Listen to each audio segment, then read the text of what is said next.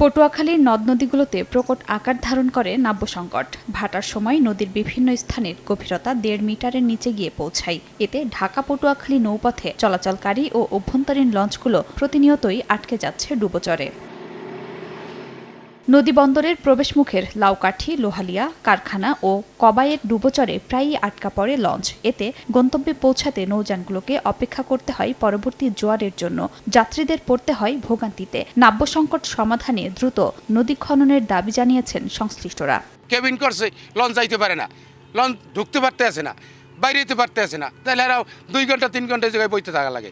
সরকারের জাহাজ, launch, steamer সমস্ত কিছু বাজ্যে পড়তে আছে, কারণ আমরা ঢাকা যাইতে খুব সমস্যা হইতে আছে। চর পড়ে গেছে লঞ্চের ঠিক সামনেই।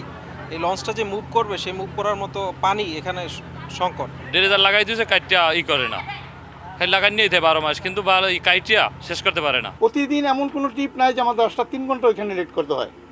3 ঘন্টা লেটের কারণে সময় মতো যাত্রী নিয়ে পৌঁছাইতে পারি না। সরকার এটা পদক্ষেপ না নেয় অতি দ্রুত, যদি ড্রেজিং না করে, তাহলে আমাদের এই জাহাজ কোম্পানির ব্যবসায়ী থাকবে না। দীর্ঘদিন ধরে নদী খনন চললেও ফিরে আসেনি নাব্য। বর্তমানে বন্ধ রয়েছে ড্রেজিং। তবে নাব্য ফেরাতে দ্রুত ব্যবস্থা নেওয়ার কথা জানিয়েছে নদীবন্দর কর্মকর্তা।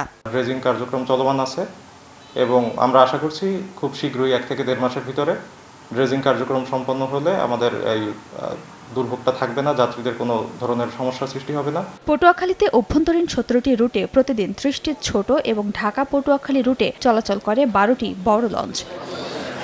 সময় সংবাদ, পটুয়াখালী।